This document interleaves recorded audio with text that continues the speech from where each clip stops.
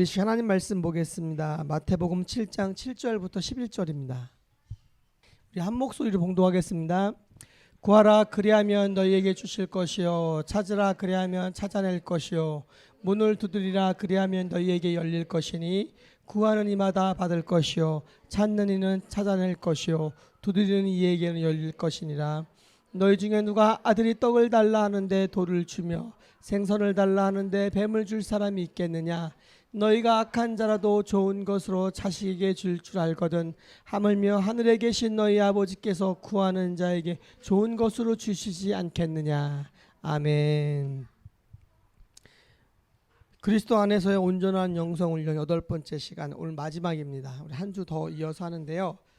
구하고 찾고 두드리는 기도의 능력이라는 제목으로 전하겠습니다. 이 너무나 유명한 말씀이죠. 한 번쯤은 다 이 말씀을 보셨고 한 번쯤은 이 말씀을 통해서 설교를 들어보셨을 겁니다. 우리가 믿음을 갖고 구하고 찾고 두드릴 때에 하나님께서 응답하여 주실 것이다 라는 그런 메시지들이죠. 그 메시지의 내용이 틀리지는 않습니다. 그런데 우리가 항상 성경을 볼 때 그 앞뒤의 문맥을 살펴보면서 말씀을 보면 그 말씀이 원래 의미한 것들이 새롭게 다가올 때가 많이 있습니다. 오늘 본문 말씀도 그런 맥락에서 우리가 한번 살펴보기를 원하는데, 여러분들 앞에 정말 그 멋있는 벤츠 S클래스가 있습니다. 디자인도 훌륭하고 차 안은 넓고 아늑합니다. 모든 그 옵션이 풀옵션으로 갖추고 있고 연비조차 1등급으로 기름값이 굉장히 적게 됩니다. 경유차가 아니고 휘발유차라 소음도 없습니다. 근데 단 한 가지 유감스러운 것이 있는데 그것이 뭐냐면 연료가 없는 겁니다. 연료가 없어서 당장 움직일 수가 없습니다. 보기에는 좋은데 전혀 움직일 수 없는 차. 우리는 기름을 넣으면 된다고 생각하죠. 근데 산상수훈의 윤리가 우리 가운데에 요구하는 굉장히 많은 것들이 있는데, 오늘 우리가 읽은 이 본문의 말씀이 그 벤츠 S클래스의 그 기름과 같은 역할을 합니다. 주중에 여행을 다녀왔는데요. 그 이제 청주공항에서 차를 타고 오는데 기름이 불이 들어왔더라고요. 근데 대충 계산을 해보니까 갈 수 있을 것 같더라고요. 그래서 제가 차를 쭉 몰고 고속도로를 탔는데, 사실은 기름을 넣고 가려고 했는데 너무 돌아서 그냥 바로 고속도로를 탔습니다. 제 차가 아니고 그냥 남의 차였기 때문에 그래도 이제 차를 아니까 계산을 하고 열심히 운전을 가는데, 온 가족이 타고 있었습니다. 우리 복중의 태아까지, 아니다, 복중의 태아는 없었구나. 우리 지우하고 이제 어머니하고 같이 이제 쭉 오는 중에 고속도로를 타고 쭉 오면서 중간에 휴게소가 한 곳이 있었습니다. 휴게소 도착 전 7km가 저희 집인데요. 휴게소에서 쓸까 말까 하다가 화장실이 급해서 휴게소에서 섰습니다. 그래서 휴게소에 섰는데, 그러는데 기름을 먼저 넣으려고 쭉 주유소로 가는데 갑자기 차가 안 가는 거예요. 그래서 차가 서더라고요. 주유소 300m 앞에서 차가 섰습니다. 할렐루야, 할렐루야. 와, 사실은 주유소 앞에 그 휴게소 앞에서 그냥 지나갈까 하다가 7km 남았으니까 그래도 화장실 갔다 가자 하는 마음으로 들렸거든요. 만약에 안 그랬으면 고속도로에서 쓰는 거예요. 근데 그것을 예상하고 혹시라도 비상사태를 생각해서 오른쪽 끝에서 달리고 있었어요. 뭔 일이 생기면 이렇게 쓰려고 제가 다 모든 계산을 하고 운전을 했는데, 그래갖고선 300m 남아서 열심히 뛰어가서 아저씨에게 이야기를 하고 드럼통에다 기름을 다시 붓고 차를 몰고 주유소까지 가서 기름을 가득 채웠습니다. 제가 탄 차는 작은 차였지만, 그러나 제가 탄 차가 방금 처음에 말씀드렸던 벤츠 S클래스라 같은 좋은 차라고 해도 기름이 없으면 장사 없습니다. 그냥 쓸 수밖에 없거든요. 쓸 수밖에 없는데 주님께서 우리 가운데에 그 주시는 많은 어떠한 그 교훈의 말씀, 윤리의 말씀들이 있죠. 원수를 사랑하라. 많은 것들이 있는데, 원수를 사랑하라, 오른뺨을 대면 왼뺨을 대라, 오리를 가라면 십리를 가라, 뭐 우리는 절대 할 수 없는 그런 엄청난 말씀들을 우리 가운데 주셨죠. 그래서 그리스도인들의 마음에 항상 부담감이 있는 것 같아요. 아, 내가 예수 믿는 사람인데 성경에 이런 말씀들이 있는데 산상수훈의 말씀에 이런 말씀들이 있는데 내 삶을 보면은 그렇게 우리가 잘 살아가지 못할 때가 많잖아요. 근데 저희 어머니께서는 그대로 살아오셨습니다. 원수를 사랑하시면서 평생을 살아오셨어요. 설명을 안 해도 이제 우리 성도들 아세요. 돌아가신 저희 아버님 조남이 원수가 되셔요. 근데 발음은 좀 이렇게 어려워도 뜻은 굉장히 좋습니다. 근원원에 빼낼 수, 그 아름다움의 근원이라는 그런 뜻인데 그게 억양은 원수예요. 그래서 우리 어머니께서 항상 원수를 사랑하시면서 평생을 살아오셨는데 우리가 원수를 사랑하기가 쉽지 않습니다. 그리고 원수는커녕 우리 직장이라든가 삶의 자리에서 나에게 작게 힘들게 하고 아프게 하는 사람들을 사랑하는 것도 만만한 일은 아닙니다. 그런데 사실 우리의 힘과 능력으로는 불가능한 일이죠. 그런 모든 것들이. 그런데 그래서 산상수훈에 주님께서 우리에게 주시는 어떠한 그런 교훈과 윤리의 말씀들이 너무나 훌륭하고 아무리 아름답고 멋있다고 할지라도 행할 힘이 없으면 그것이 성경에 기록된 놀라운 말씀일 뿐이지 나하고는 상관없는 말씀이라는 것이죠. 그런데 그런 점에서 오늘 우리가 읽은 말씀은 산상수훈의 그 말씀의 그 에너지의 근원, 동력과 같은 말씀입니다. 우리에게 주어진 굉장히 멋진 벤츠를 운전할 수 있는 동력이 공급되는 것이 우리가 읽은 이 말씀, 그것이 다름 아닌 기도라는 것이죠. 우리는 사랑의 원자탄이라고 불리는 그 손양원 목사님께서 자기 두 아들을 죽인 원수를 아들 삼았다.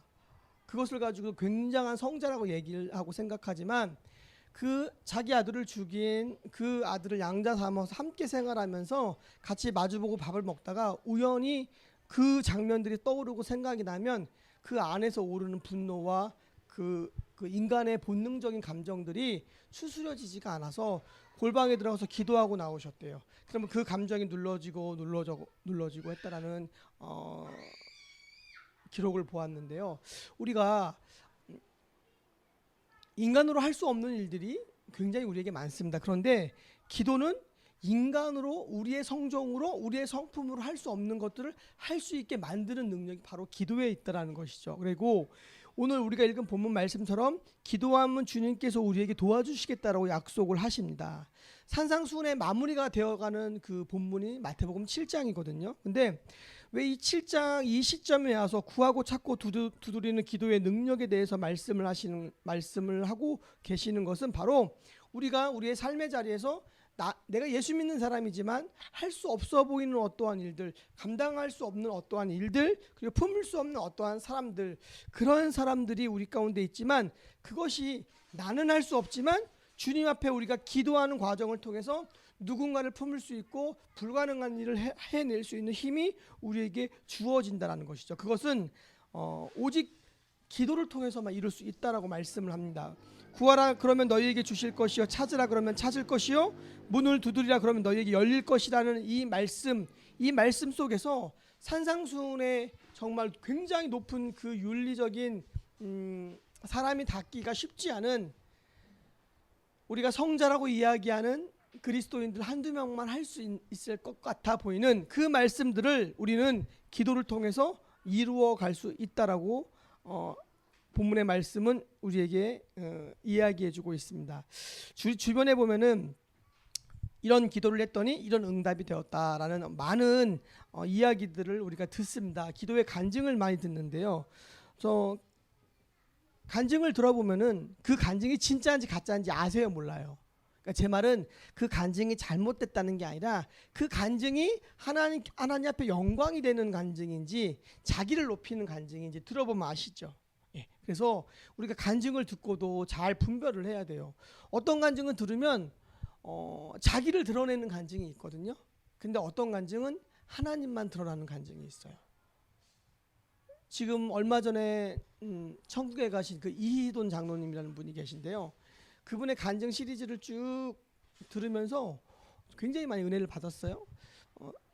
간증을 좋아하지 않는 부분들은 자기가 드러나는 유명인들의 간증들이 너무 많기 때문에 간증이 오히려 우리와 같은 일반 사람들의 간증보다 유명인들의 간증이 더 은혜가 안 될 때가 많은데, 그런데 그 이희돈 장로님의 간증을 쭉 들으면서 느끼는 거는 그 어디에도 굉장히 세상적으로 성공한 사람이거든요. 세계무역 총재까지 하고 명문대 박사에다가 뭐 남부럴 것 없는 사람인데, 그분의 인생 스토리를 쭉 들어보면요 정말로 하나님만 보이더라고요. 하나님만. 굉장히 많이 은혜가 되더라고요. 그래서 기회가 닿으면 이희돈 장로님, 이희돈 장로 간증 이렇게 유튜브에 검색하시면 그분의 간증을 뭐 시리즈로 여러 개도 들을 수 있고요. 한 번은 들어볼 만한 간증이라고 생각합니다. 그분이 박사과정을 따는 과정도, 그리고 그분이 총재에 올라가서, 그리고 자신의 삶 하나에 헌신하고 여러 가지 살아갔던 삶의 모든 영역 속에서 하나님만 드러나는 모습들이 굉장히 귀한데, 그러면 우리의 삶은 어떤가 한번 돌아봤으면 좋겠습니다. 저와 여러분들의 삶에서 내가 이렇게 드러나는지, 아니면은 나의 삶을 통해서 하나님이 드러나는지, 그 과정을 통해서 우리가 우리의 삶 속에 우리가 하나님의 나라를 구하고 먼저 그의 의를 구하는 삶을 살아가는지 아는지, 우리가 기도를 하는데 그 기도가 나의 욕망만을 채우는 기도인지, 아니면 정말 하나님의 어떠한 거룩한 뜻을 위하여서 하는 기도인지 굉장히 중요합니다. 분명히 주님께서는 우리에게 일용할 양식을 구하라고 말씀을 하셨습니다. 주기도문에. 그래서 우리가 삶 가운데 필요한 먹고 살아가는 모든 것들을 기도하는 것이 잘못된 기도도 아니고 저급한 기도도 아닙니다. 그런데 중요한 것은 그것이 전부가 될 때, 우리가 주님 앞에 하는 기도 중에 우리의 삶에 필요한 요구가 전부가 될 때 그 기도는 하나님의 나라와 의를 먼저 구하는 기도가 아닐 수 있다는 것이죠. 우리 삶에 고난이 있고요, 문제와 아픔이 있고요, 연약함이 있고요, 질병이 있고요, 해결할 수 없는 크고 작은 수없이 많은 것들이 있죠. 그런 것들을 놓고 주님 앞에 기도하는 기도 분명히 필요하고요. 또한 우리가 그리스도인으로서 그리스도인답게 성령의 9가지 열매를 맺으며 주님께서 말씀하시는 그 말도 되지 않는 높은 어떠한 산상수훈의 윤리를 우리가 실행할 수 있는 하나님의 사람들로 성장하고 성숙되어지고 변화될 수 있게 할 수 있는 것이 바로 기도라는 것이죠. 한국 교회가 기도를 얼마나 열심히 합니까? 세계적으로 기도를 제일 열심히 하는 교회가 바로 한국 교회입니다. 근데 중요한 건 한국 교회가 기도의 양보다 한국 교회의 도덕과 윤리가 굉장히 세상에 비추어 볼 때 많이 떨어져 있죠. 이게 뭘 의미하는지 아십니까? 그 한국 교회 그리스도인들의 기도가 자기를 위한 기도가 굉장히 많다라는 걸 의미합니다. 그러니까 나의 욕망을 성취하는 기도가 훨씬 많기 때문에 그리스도인들의 도덕과 윤리가 세상 사람들의 도덕과 윤리에 비추어 볼 때 크게 차이가 나지 않고, 오히려 교회가 세상을 향하여 손가락질 받는 모습들이 훨씬 더 많다라는 겁니다. 그런 점에 있어서 주님께서 우리 가운데 우리에게 기도의 제목을 주실 때 너희는 먼저 그의 나라와 그의 의를 구하면 이 모든 것을 더하여 주신다고 우리에게 말씀을 하셨습니다. 그렇기 때문에 우리가 삶 가운데 필요한 것들을 구하는 기도의 내용들도 굉장히 중요하지만, 우리가 먼저 하나님의 나라와 하나님의 의를 위하여서 하는 기도, 그리고 하나님의 말씀을 통하여서 우리가 그분의 인격을 닮아가는 삶을 살아가기 위한 기도, 그런 과정들이 굉장히 중요합니다. 여러분, 차가 아무리 빨리 달려도 목적지를 향해 가지 않으면 아무 소용이 없습니다. 어떤 사람이 밤늦도록 일을 합니다. 그는 자신의 목표한 일을 하룻밤에 끝내지 못하면 다음날 또다시 도전을 합니다. 그는 함께 일하는 동료들의 모든 행동마저 자신의 일처럼 소중히 여깁니다. 그는 적은 소득에도 목숨을 걸고 일을 합니다. 그는 아주 값진 물건도 단 몇 푼에 팔아버릴 수 있는 그런 너그러움이 있는 사람입니다. 그는 위기와 시련도 잘 견뎌냅니다. 그는 자신의 일에 최선을 다하며 자기가 하고 있는 일이 무슨 일인지 분명히 알고 있습니다. 누군지 아십니까? 도둑입니다. 도둑이에요. 도둑놈이에요. 중세 어떤 랍비가 쓴 도둑에게 배울 점이라는 글의 한 대목이에요. 진짜 이거 쭉 보면요, 그래요. 밤늦도록 일을 하죠. 목표한 일을 하룻밤에 끝내지 못하면 또다시 도전을 하죠. 함께하는 동료들의 목숨을 소중히 여깁니다. 왜? 얘가 잡히면 내가 잡히는 수가 있으니까. 그리고 또한 아주 값진 물건도 저렴하게 팝니다. 왜? 작물이니까. 그리고 또 그런 너그러움이 있고요. 왜? 도둑질을 하기 위해서 많은 위기와 시련이 있지만 그것을 잘 감수합니다. 그리고 자신의 일을 최선을 다하며 자기가 분명한 무슨 일을 하는지 목표를 확실히 알고 있습니다. 왜냐하면 어딘가를 가서 털어야 되면 분명하게 털기 위해서 사전 모의를 해야 될 것이며 준비를 해야 되며 그리고 어떻게 해야지 내가 잡히지 않아야 될지 도둑도 연구 많이 합니다. 그런 연구를 안 하는 도둑을 보고 우리는 일명 좀도둑이라 그러죠. 그러나 큰 도둑들은 도둑질을 하기 위해 굉장히 많이 연구합니다. 도둑에게 배울 점이라는 거죠. 근데 중요한 것은 방향이 잘못되어 있으면 아무리 열심히 해도 의미가 없는 거죠. 잘못된 사람에게 탁월한 능력이 주어지면 더 큰 독이 됩니다. 우리가 많은 것들을 간구하는데 하나님께서 저와 여러분들이 허락하시지 않는 것들이 있다면 우리의 그릇이 넓어지기를 원하는 하나님의 마음일 수 있습니다. 제가 우리 아들, 딸을 데리고 동네 마트에 가끔 갑니다. 저녁 때 아이들을 태우고 딱 집 앞에 내리면 선우가 차 안에서 아빠 어디 가요? 그럽니다. 집에 가는 거지? 그러면은 선우가 아빠 마트 가요? 그래요. 그러면 이제 매일매일 가면 안 되잖아요. 버릇 나빠지니까. 근데 이제 가끔 한 번씩 데리고 갑니다. 그래 오늘은 마트 가자. 그러면 뒤에서 선우와 지우가 와 합니다. 둘이 막 뛰어갑니다. 저도 같이 뜁니다. 위험하니까.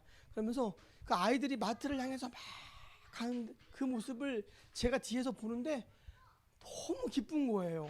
우리 아이들한테 뭘 하나를 사줄 수 있다는 그 아버지의 마음이 너무 좋은 거예요. 젤리 하나 사주고요, 사탕 하나 사주고, 초콜릿 하나 사주고요, 과자 한 봉지 사주고. 결국 제가 사주는 마트에 가서 사주는 것은 아주 작은 아이들의 간식거리인데 그것을 사주기 위해서 그 아이들을 막 분주하게 따라가는 제 마음 안에 기쁨이 있더라고요. 하나님의 마음 어떠실까요? 여러분들이 하나님 앞에 많은 것들을 구할 때 여러분들한테 주기를 인색하게 여기시는 하나님이라고 우리는 생각할 때가 많고 그분을 그렇게 오해합니다. 왜냐하면 내가 내 뜻대로 응답을 얻어내기를 원하는 욕망이 우리 안에 있기 때문에. 근데 하나님이 우리에게 주고 싶은데 주기 어렵고 주실 수 없는 그분의 마음을 우리는 헤아려 보지 않습니다. 우리는 항상 하나님 전능하시잖아요. 왜 안 해주세요? 라고 그분을 바짓가랑이를 붙잡고 흔드는데 사실은 줄 수 있는데 주지 못하는 부모의 마음은 더 많이 마음이 아프고 애통한 게 부모의 마음이라는 거죠. 우리가 이런 이야기 많이 하죠. 부모가 어린 자녀가 칼을 달라고 하면 칼을 주겠느냐. 그렇지 않다라는 거죠. 반대로 이야기를 하면 어린 자녀가 우리 선우가 이제 3살인데 어린 자녀가 퐁퐁을 달라고 해서 퐁퐁을 물총처럼 쏘겠다고 하면 주겠습니까? 안 줘요. 그래서 우리 선우가 몰래 엄마 아빠가 잠든 사이에 올라가서 퐁퐁을 갖다가 온 거실에 쏘고 다녔습니다.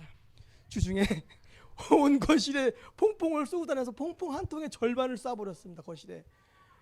그래서 지우가 그거를 발견하고서 아빠 선우 사고 쳐요. 제가 벌떡 일어나서 가다가 뒤로 벌렁 넘어졌습니다. 다행히 뇌진탕을 일으키지 않았는데 팔다리 허리가 너무 아파서 일어나지를 못해서 지우야 엄마 깨워라. 지우가 엄마를 깨웠습니다. 선우 끌려 들어갔습니다. 화장실로. 엄청 그 다음은 상상에 맡기고 그 애를 씻기고 난리를 치는 동안 제가 수건으로 그 거실을 닦는데 쓰레기는 치우면 그만이지만 이놈은 퐁퐁은 치울수록 거품이 나옵니다. 한 번 치우면 거품이 더 나오고 2번 치우면 거품이 더 나오고 3번, 4번, 5번 그걸 빨아도 거품은 하수구를 막을 만큼 거품이 막 납니다.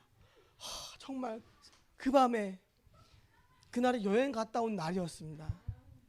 그걸 치우다 이대로는 안 되겠다. 밤새 닦아도 거품은 밤새 나오겠다. 성령께서 임하셔서 저에게 지혜를 주셨습니다. 말려라. 그래서 제가 깨끗이 최대한 닦고 그대로 말렸습니다. 말리면서 발로 이렇게 밀어보니까 안 밀리더라고요. 할렐루야. 그러고서 이사하고 1년 만에 이사한 지 1년 1개월 됐는데 1년 1개월 동안 묵은 때를 제가 그날 밤에 다 벗겼습니다. 거실이 반짝반짝합니다. 근데 아주 중요한 여기에 우리가 조심해야 될 부분이 물방울이 떨어진 곳을 밟으면 안 됩니다. 왜? 설거지하다 물방울이 좀 튄 데를 밟으면 미끄럽습니다. 그래서 우리가 항상 조심하게 그리고 물방울이 떨어지면 바로바로 그 자리를 닦습니다. 그럼 거기 또 미끄럽고 거품이 납니다. 언제까지 거품이 날지 모르겠지만 열심히 닦고 한 주를 아주 굉장히 힘들게 제가 보냈는데 제가 그렇게 쏘는 걸 좋아합니다. 얼굴 바르는 크림도 쏘고 다닙니다. 이렇게 막 쏘고 다니고 우스갯소리지만 우리가 칼을 주지 않듯이 아이들한테 퐁퐁 설거지 용품도 우리가 주지 않고요. 아이들이 손에 들어가면 안 되는 것도 절대 주지 않습니다. 그게 퐁퐁 하나가 얼마라고요? 그게 무슨 문제가 된다고요? 그러나 그 아이의 손에 들어갔을 때 그게 엄청난 무기가 될 수 있다는 걸 우리가 알기 때문에 절대 부모들이 그런 것들을 주지 않거든요. 우리가 볼 때 하나님 앞에서 하나님 아이 퐁퐁이잖아요. 이렇게 작은 거잖아요. 라고 이야기하고 구하는 많은 것들이 있는데 근데 그 퐁퐁이 무기가 될 수 있다니까요. 은혜가 되네 이게 갑자기. 퐁퐁이 무기가 될 수 있어요, 여러분. 여러분들이 구하는 거 그 별거 아닌 것처럼 보이고 하나님 왜 응답하지 않느냐고 이야기하지만 때때로 하나님의 때가 되지 않기도 하는 부분들도 있고 우리의 그릇이 담을 그릇이 안 돼 있기 때문에 여러분 네가 그릇이 작은데 많은 것들이 담기면 넘치죠. 그게 내게 복이 아니라는 거예요. 항상 얘기하지만 여러분 기도할 때 하나님 그릇 넓혀주세요라고 기도하세요. 그릇 넓혀주시고 깨끗한 그릇 되게 해주세요. 그러고선 하나님 담아주세요. 그리고 담은 거 흘려보낼 수 있는 넉넉한 그릇 되게 해달라고. 굉장히 중요합니다. 저 고생 많이 하면서 살았지만 하나님 앞에 많은 것 구하면서 살았지만 항상 하나님 앞에 이 기도 드립니다. 하나님 제가 그릇 안 되는데 많은 거 부어서 어린 나이에 이름 나고 유명해지고 많은 사람들이 존경한다고 그러고 따른다 그러고 목사님 말씀 좋다 그러고 뭐가 어떻다 그러면 사람들이 모이잖아요. 그럼 문제가 될 수 있어요. 일찍 우리가 많은 것들 앞에 성공하기보다 차근차근히 쌓아가는 과정이 인생에서는 굉장히 중요합니다. 20, 30대 성공하는 것이 되게 위험합니다. 그것이 나에게 편리한 삶을 줄 수는 있지만 내 영혼에 독이 될 수 있는 경우가 굉장히 많기 때문입니다. 그래서 하나님께서 우리를 굉장히 오랜 시간 다듬어 가세요. 그래서 그 이철이라는 남설교회 목사님이 쓰신 그 다윗에 관한 글 중에 그 책 제목이 큰 그릇은 오래 빚는다라고 써 있어요. 제목이 참 마음에 들어요. 내가 뭔가 잘 안 돼, 성실한데, 열심히 하는데, 내가 큰 그릇이야. 그렇게 생각하면 됩니다. 정말 큰 그릇이라 큰 그릇을 빚으려면 얼마나 오랜 시간이 걸리겠습니까? 요만한 술잔 하나 빚는 건 뚝딱 빚지만 정말 이만한 항아리를 빚기 위해서 오래 하나님께서 준비하시죠. 저와 여러분들의 각자의 인생의 삶의 사명과 부르심이 다르고 서 있는 자리가 다르고 해야 될 일들과 우리의 어떠한 환경과 형편과 모든 게 다르지만 하나님이 여러분들 부르셔서 무엇인가를 담아내기를 원하고 그리고 그 그릇 안에 담아있는 것들이 세상 가운데 아름답게 전해지고 흘러가기를 원하는 것은 공통된 마음이라는 것이죠. 근데 그래서 기도가 우리의 그릇을 빚는 과정이라는 거죠. 하나님이 저와 여러분들의 상황과 형편 다 아시는데 굳이 기도하라고 하시는 이유는 기도를 통해서 하나님의 보좌를 막 쥐어 흔들고 막 돌리고 막 그게 아니라 기도하는 과정을 통해서 나를 보게 하신다는 거죠. 네, 나를 보게 하시고 종교개혁자 칼빈은 그런 이야기를 했습니다. 기도는 기도자를 변화시킨다고. 우리가 많이 들어봤죠. 기도는 응답이지만 응답을 추구하는 게 기도인 것처럼 보이지만 그 응답이 하나님께서는 나를 변화하는 데 1차적인 목표를 두고 계셔요. 우리의 삶에 필요한 것들을 통해서 우리 가운데 실제적인 응답도 하시죠. 먹고 살아가는 문제 앞에 친히 하나님이 간섭도 하셔요. 생각만 해도 응답되어서 하나님께서 알바 자리도 주신 적도 있고요. 저는요. 왜? 기도 안 했습니다. 그런 알바는 대한민국에 없기 때문에. 제가 알바를 그 당시에 열 몇 개를 해봤는데 그런 알바는 절대 없어요. 근데 하나님 기가 막힌 알바를 주시더라고요. 생각만 해도 응답이 되는구나. 너무나 감사했어요. 그 알바 자리가 감사한 게 아니라 하나님이 내 상황을 아신다라는 게. 그리고 믿음 없어 기도 못하는 나의 마음을 보시고 그렇게 기가 막힌 타이밍에 그런 응답, 그런 아르바이트를 주실 수 있는 것들도 굉장히 감사했습니다. 사랑하는 여러분, 여러분들 요즘 하나님 앞에 기도하는 기도의 제목이 뭐가 있습니까? 생각이 안 나십니까? 기도 제목 있으세요? 기도 제목이 있으십니까? 라고 물어봤을 때 바로 기도 제목을 얘기 못하면 내가 기도를 안 한다는 거예요. 무슨 말씀인지 아시죠? 네, 기도를 아예 안 하면 기도 제목이 없어요. 왜? 기도를 안 하는데 제목이 있나? 생각을 막 한참 해 기도 제목을. 왜? 기도를 안 하니까. 우리가 교회는 기도의 눈물로 세워집니다. 우리 교회가 굉장히 나름 하나님이 귀하게 보시는 부분들이 있지만 우리가 기도가 많이 부족하다는 생각이 듭니다. 저부터도. 그래서 우리가 이제는 조금씩 더 기도하는 훈련이 되어져야 되지 않을까 하는 그런 마음인데요. 우리가 인생을 살아갈 때 필요한 것들이 굉장히 많습니다. 부족한 것만 보이죠. 근데 하나님께서는 저와 여러분들의 인생의 모든 걸음걸음 앞에 많은 것들을 예비하시고 많은 것들을 채우십니다. 프랑스 파리의 어느 수도원 입구에 큰 돌비석이 있는데 그 비석 비문에 아프레셀라라고 써 있다고 합니다. 아프레셀라, 아프레셀라, 아프레셀라. 그 불어인데 제가 불어를 공부 안 했기 때문에 발음이 좀 그렇죠. 된장 발음의 불어인데 아프레셀라.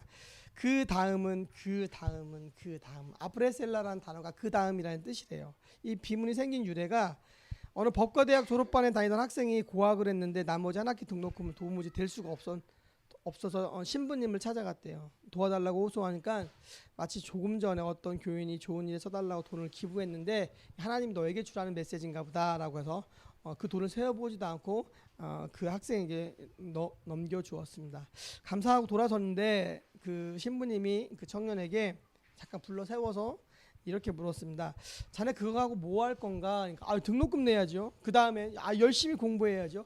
공부하고 나서는 졸업해야죠. 그 다음엔 변호사가 돼서 억울한 사람들을 위해서 정말 내가 의로운 변호를 하겠습니다. 정말 훌륭하고 좋은 생각이라고. 근데 그 다음은 또 뭐 할 거야? 그래도 장가는 가고 또 아이도 낳고 가정도 꾸려야 되니까 돈을 좀 더 모아야겠죠.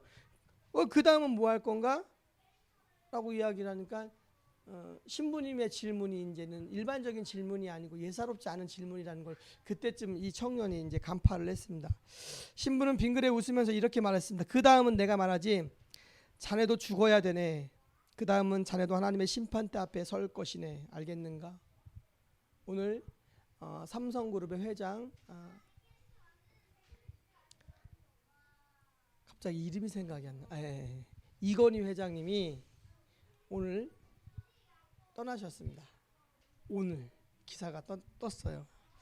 결국엔 죽습니다. 세계 최고의 반도체 어떠한 그런 기술과 삼성을 인류 기업으로 세웠고 수많은 어떠한 많은 것들의 좋은 이름과 나쁜 일들 뭐 그 이름이 다 올라가 있는데 근데 나이가 많은 줄 알았거든요. 한 85세쯤 되지 않았을까라고 생각했는데 삼성 회장 이건희 씨의 나이가 78세더라고요. 78세밖에 안 됐어요. 78세. 좋은 건 다 먹었겠죠. 좋은 치료는 다 받았겠죠. 그러나 80도 살지 못하고 떠났습니다. 결국엔 우리 모두의 삶의 방향과 목적이 있고 나아갈 바가 있지만 맨 마지막엔 죽음이 우리를 기다린다는 거예요. 그래서 우리는 우리가 오늘 살아가는 삶의 방향과 목적 그리고 하나님 우리를 보실 때 무엇을 기뻐하시는지 그것을 늘 염두에 두고 인생의 길을 살아가는 것이 굉장히 중요합니다. 아무리 엄청난 인류 기업을 세우고 그리고 그 재산이 수조 원대가 넘고 그리고 정재계를 주무르면서 막강한 권력을 갖고 있지만 그러나 결국엔 인간이 죽는다는 거죠. 고 현대그룹 정지용 회장이 죽기 직전에 그런 말도 했다고 합니다. 나의 삶을 어느 정도 10년 이상 연장해주면 내 재산의 절반을 주겠다는 거죠. 내 재산의 절반을 주겠다는 겁니다. 그러나 누구도 그 생명을 더 연장시켜줄 수는 없습니다. 결국에 모든 사람이 똑같이 태어나서 결국에는 어느 시점에 죽음을 맞이한다는 것이죠. 견딜 수 없는 그 신부님의 그 다음은 아프레셀라 그 이야기를 들은 그 소녀는 자꾸만 그 아프레셀라가 귀에 떠나지 않아서 끝내는 수도사가 됐다고 합니다. 그래서 그 수도사의 묘비명 앞에 바로 쓰여져 있는 문구가 아프레셀라 그 다음 이 세 마디였다고 합니다. 우리가 지금 간절히 기도하고 있는 많은 것들이 있습니다. 우리의 일상에 필요한 것도 하나님 앞에 분명히 구해야 합니다. 하나님 그것을 응답하시고 저와 여러분들의 인생을 기도한 대로 이끌어 가십니다. 짧은 세월을 살아왔을 때는 잘 모릅니다. 그런데 어제 우리 청년 목자 훈련을 하면서 우리 2명의 청년 목자들이 예수님 믿은 지가 한 10년 정도 됐습니다. 청소년 때 믿었거든요. 10년 남짓한 시간을 예수님을 믿고 무엇을 기도했느냐라고 질문을 했고 어떠한 기도의 제목을 갖고 가장 많이 기도한 것 같아요 라고 각자 이야기를 했습니다. 그럼 10년이 지났는데 오늘 어떠냐? 오늘 그 기도의 제목대로 본인이 서 있냐라고 했는데 그 10년의 기도의 제목대로 오늘 그 삶의 자리의 모습으로 서 있는 모습, 그것이 외형적인 어떠한 자리이든 아니면 내면의 어떠한 또 다른 성품의 열매이든 서 있다는 거죠. 여러분, 우리가 10년 정도 한 가지 문제로 하나님 앞에 기도하면요, 욕망을 위하여 기도하면 그 욕망이 자꾸만 바뀌어지는 거예요. 그러니까 기도의 내용이 바뀌어지면서 하나님이 원하시는 기도를 우리 가운데 하게 만드시고, 우리가 그것을 꾸준히 하나님 앞에 기도드리며 우리의 삶이 그 기도 드린 대로 이렇게 이끌림 받는 것을 경험한다는 거죠. 그런데 우리가 하나님 앞에 기도한 세월이 짧고 살아온 세월이 짧으면 잘 몰라요. 그거를 당장 변화가 별로 없이 느껴지기 때문에 잘 모르는데, 중요한 것은, 분명한 것은 저와 여러분들이 드리는 기도의 그 내용대로, 그것이 하나님이 기뻐하시는 제목의 기도라면 그 기도대로 하나님이 저와 여러분들의 인생을 이끌어 가신다는 거죠. 한국 교회가 가장 많이 기도하는 교회이지만 한국 교회의 윤리가 세상의 윤리와 비슷하지도 못한 추락해 있는 상황 속에 있을 때, 그것은 많은 사람들이 결국엔 자신의 욕망을 위하여 더 많이 기도했기 때문에, 하루에 3시간씩 기도하는데 사람들과 갈등이 많고 사람들이 그 사람만 만나면 상처를 받아요. 그 사람의 3시간의 기도의 내용이 무엇인지 점검해 보면 다 자신의 욕망을 위한 기도라는 거죠. 기도를 오래 하면 오래 할수록 거룩하신 하나님, 선하신 하나님, 사랑의 하나님을 만나는데 내가 왜 변화가 안 됩니까? 변화가 될 수밖에 없다는 것이죠. 내가 사랑할 수 없는 사람도 사랑할 수 있는 힘이 생기고요, 내가 품을 수 없는 사람도 품을 수 있는 그런 의지가 생깁니다. 그런 과정 속에서 제일 중요한 게 뭔지 아세요? 하나님의 음성이 우리 안에 들려오는 거예요. 하나님의 마음이 우리 안에 부어지는 거예요. 누군가를 사랑할 수 없는데 기도하면 그 사람을 사랑할 수 있는 마음을 하나님 우리 가운데 부어주시고요. 그리고 분명하게 내가 그것을 감당할 수 없는데 하나님 앞에 기도할 때 하나님 그것을 감당할 수 있는 지혜와 능력도 주시고요. 하나님께서 기도하는 과정을 통해서 우리를 변화시켜 주십니다. 그리고 그분의 음성이 우리에게 들려옵니다. 우리가 믿음이 다 없지만, 작은 자들이지만 주님이 우리 가운데 기도로 말씀하실 때, 기도 과정 속에 말씀하실 때 우리가 그 들은 음성에 순종하기 위하여 몸부림친다는 거죠. 힘들지만 이겨내기 위하여서 버텨간다는 거죠. 그러면은 하나님이 하나님의 때에 좋은 것을 우리 가운데 더하여 주신다는 거죠. 많은 목회자들이 부흥을 위하여 기도합니다. 근데 그 부흥이 누구를 위한 부흥인지 생각해 보아야 합니다.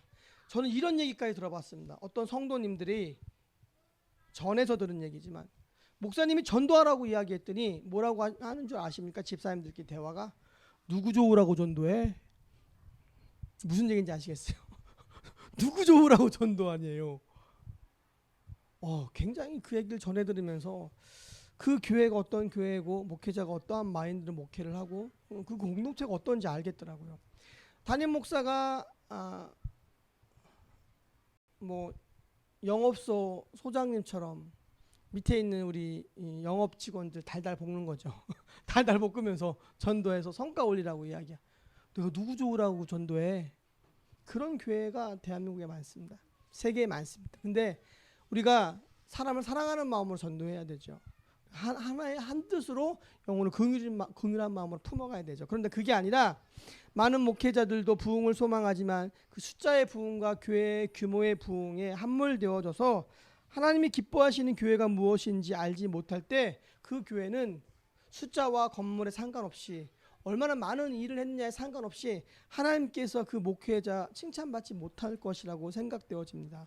사랑하는 여러분, 우리가 원수를 사랑하고 그리고 하나님 말씀에 순종하기 위해서, 주님의 인격을 담기 위해서 우리가 기도의 자리로 나아가면 안 될 것 같은 일이 되어지는 것들을 많이 경험합니다.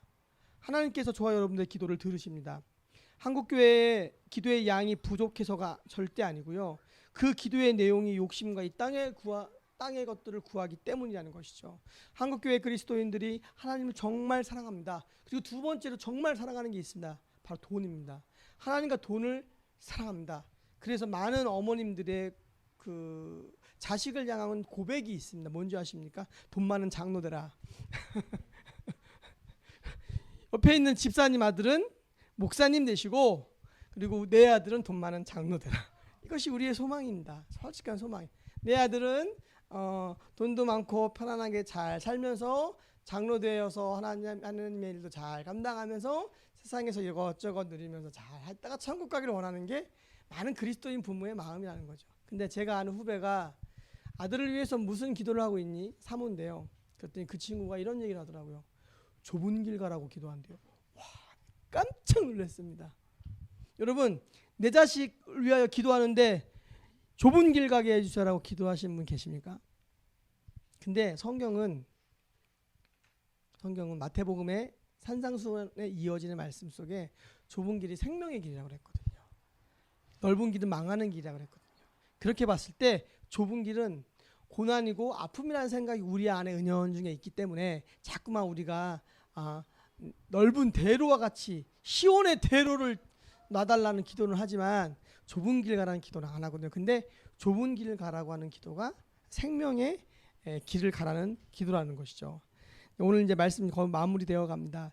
모든 기도는 산상수훈이라는 용광로를 통과해야 됩니다. 그래서 이 불순물들이 빠지고 주님께서 받으실 만한 기도가 된다라는 것이죠. 산상수훈을 통해서 기도의 올바른 방향을 정하고 그리고 그 기도하는 과정을 통해서 우리가 할 수 없는 일들, 우리가 되어질 수 없는 성품으로 하나님이 우리를 만들어 가신다는 겁니다. 그리고 구하고 찾고 두드리는 것은 단순히 기도의 교훈과 관련된 것뿐만 아니라 우리의 삶의 태도가 어떠해야 되는지를 보여줘야 된다는 거죠. 우리가 기도하고 행함이 없으면 그 기도는 그냥 공허한 메아리고요. 우리의 믿음은 죽은 믿음이라는 거죠. 기도와 행함은 믿음과 행함은 떨어질 수 없습니다. 그런데 우리는 기도를 하지만 삶 가운데에 그것을 위하여 행하지 않는다는 거예요. 무슨 말이냐? 내가 누군가의 갈등이 있고 관계가 어려울 때 그 문제를 풀기 위하여서 기도합니다. 근데 기도만 하지 그 사람을 위하여 내가 품기 위하여 애쓰지 않으면 그 기도가 힘이 없다는 거예요. 완전하지 않죠. 어떻게 내가 나를 괴롭히는 사람, 미워하는 사람을 품을 수 있겠습니까? 그러나 그 사람을 위하여 기도하고 관계가 풀려지기를 위하여 기도하면서 내가 할 수 있는 최선을 다하는 그 과정 속에서 하나님이 역사하시고 우리의 그릇이 넓어진다는 거죠. 근데 그게 안 되면 우리는 기도 따로 삶 따로 평생 예수를 믿었는데 그에게 예수님의 향기가 안 나요. 그건요, 기도 많이 했고 예배 많이 했고 봉사 많이 했고 하나님 앞에 예물 많이 드렸는지 모르지만 그의 삶 가운데에 애쓰는 투쟁하는 삶이 없었고 행동하는 삶이 없으면 결국에는 그런 모습으로 우리가 나이가 들어갈 수밖에 없다라는 거죠. 하나님 앞에 오래 무릎을 꿇는 사람일수록 행동파가 된다는 거죠. 저는 그 말을 되게 좋아합니다. 우리가 기도할 때는 내가 아니면 안 돼, 기도할 때는 하나님이 아니면 안 될 것 같은 마음으로 기도하는 거고요. 내가 어떤 일을 할 때는 내가 아니면 안 될 것 같은 마음으로 그 일을 하는 거예요. 그러면 그 일을 놓고 하나님 앞에 기도했죠? 그 일을 놓고 내가 최선을 다하죠? 그럼 그 일이 안 되겠습니까? 된다는 거거든요. 왜? 하나님께 내가 간절한 도움을 구했고요. 하나님 앞에 이 일을 하기 위해 내가 최선을 다했고요. 결과의 열매는 주님의 몫이지만 그러나 그 과정 속에서 하나님은 저와 여러분들이 그런 삶의 반응과 기도자의 모습과 삶에서의 실천의 모습을 보셨을 때 우리를 향하여서 칭찬하시고 인정하는 자로서 우리를 충성된 자라고 말씀하시지, 너 왜 이렇게 힘 빼는 인생을 사니? 그렇게 말씀하시지 않는다라는 겁니다. 하나님께 주신 감동을 우리의 삶 가운데 실천하는 과정이 중요합니다. 한 번에 되지 않습니다. 그러나 계속 끊임없는 그런 과정들이 굉장히 중요합니다. 선우와 지우 그 마트를 데리고 가면서 간식 사주는 그 이야기를 설교 중에 말씀을 드렸습니다. 하나님의 마음입니다. 자녀가 없으신 우리 청년들도 있고 우리 청소년들도 있는데 반대로 생각하시면 돼요. 무슨 말인지 알겠어요? 내 엄마의 마음이 내 아빠의 마음이 우리 부모의 마음이 그렇다는, 정말 악한 부모를 제외하고는 자녀들을 향한 그 사랑의 마음은 같습니다. 그것의 표현의 방식의 문제죠. 사랑의 표현의 방식의 문제일 뿐이지 분명히 부모님 우리를 향한 그 마음, 그 사랑은 같은 사랑이고 같은 마음입니다. 하나님은 저와 여러분들의 분명한 구하고 찾고 두드리는 소리에 반드시 응답하십니다. 그것이 기도의 능력이고요. 그 기도의 능력을 통해서 우리의 삶 가운데 관계도 변하고 우리의 내면의 성품도 변하고 그리고 우리들의 사명과 사역을 위하여 해 나가는 어떠한 사역적인 일들도 우리가 이루어갈 수가 있다라는 것입니다. 우리의 기도의 든든함이 여기에 있습니다. 자주 쓰는 말입니다. 사춘기 때 너무나 방황을 힘들게 할 때 어머니께 물었습니다. 엄마, 내가 훌륭한 목사가 될 수 있을까요? 나는 위로를 얻기 위해서 물었는데 우리 어머니와 이야, 너는 훌륭한 목사가 될 수 있어. 엄마가 너를 위해 기도하고 있다. 그렇게 말씀 안 하셨다고 했죠? 야, 내가 보기에도 힘들다. 진짜 상처받았어요. 진짜 나는 위로받기 위해서 그 말을 했더니 야, 어떻게 멘트도 그런 멘트를 하죠. 내가 보기도 힘들다. 조금 뭐 걱정된다. 이것도 아니야. 야, 내가 보기도 힘든데 너 어떻게 되겠냐 이거죠. 거칠게 얘기 안 하셨지만 근데 그 다음 멘트가 제 마음에 남습니다. 기억을 못 하신다고 항상 말씀하시는데, 종훈아, 목회자는 되는 게 아니라 만들어지는 거란다. 와, 하나님의 음성을 들었습니다. 종훈아, 너 지금 아무것도 아니고 방황하고 못하는 것처럼 보이지만 네가 되는 게 아니야. 하나님의 손에 의해 만들어지는 거야. 그거는요, 한 사람의 목회자가 세워지는 인생의 과정만을 의미하는 게 아니라 우리 그리스도인된 우리 모두의 삶을 의미합니다. 내가 부족해요. 내가 무엇인가를 하나님 앞에 나아가 드리고 하나님 앞에 어떠한 것을 성취해 드리고 누군가를 사랑하며 무엇인가 하기에 너무 부족한 자라는 생각이 우리의 마음 가운데 있을 수 있는데, 여러분, 하나님 저와 여러분들 빚어가십니다. 그래서 기도 안 하고 뺀질뺀질거리면 하나님 기도하게 만드십니다. 기도하게 만드시고요. 그리고 기도할 때가 있습니다. 그래서 그 기도를 통해서 우리가 눈물 흘리게 하시고, 그리고 많은 사람을 품을 수 있는 넉넉한 주의 은혜를 부어주시고, 그런 과정을 통해서 저와 여러분들 성령의 사람들로 우리를 만들어 가 주신다라는 겁니다. 우리의 삶의 응답이 더딘 것 같고 때때로 삶의 고난과 문제와 여러 가지의 크고 작은 것들이 우리 안에 산적해 있지만, 그러나 하나님께서 우리 가운데 가장 좋은 것으로 예비하십니다. 여러분, 하나님이 여러분들에게 하시는 그분의 약속의 말씀, 그분의 음성을 예민하게 민감하게 들어야 됩니다. 왜냐하면 그것이 우리의 인생에서 최선의 최고의 뜻이고 나를 향한 그분의 가장 나은 길이기 때문에 그렇습니다. 그런데 그것을 듣지 못하고 분별 잘못하면 그 다음 차선, 그 다음 차선, 그 다음 차선으로 계속 차선의 인생을 선택하고 돌아가는 인생을 살 수밖에 없다는 거죠. 우리의 인생이 다 다르죠. 하나님 우리 가운데 개개인에게 친히 나름대로 그분의 뜻 가운데 약속과 계시의 말씀을 보여주시는데, 내가 아둔해서 내가 어둡고 죄가 많아서 하나님 앞에 기도하지 않고 말씀 앞에 나를 돌아보지 않아서 듣지 못하면 계속해서 뺑뺑이 도는 인생을 살아간다는 거예요. 그것이 한 바퀴 돌고 원점에 돌아오면 괜찮은데 평생 도는 사람도 있습니다. 평생 도는 사람. 제가 그 뺑뺑이 도는 사람들 건져내는데 그 전문가입니다. 하나님께서 그거 훈련 많이 시키셔서 뺑뺑이 안 돌고 이렇게 전문가가 돼서 이렇게 빨리 뺑뺑이 돌리지 않고 제자리에 앉혀놓는 거 제가 잘하는데, 그거 앞으로 훈련해 나가려고 합니다. 하나님의 음성 민감하게 듣기를 원하고 하나님 앞에 마음을 다하여 기도하여 나의 내면과 나의 삶이 주 안에서 더욱더 풍성하고 귀한 사명 감당할 수 있는 저와 여러분들 되기를 소망합니다. 우리 시간 찬양 드리겠습니다. 날마다 숨쉬는 순간마다.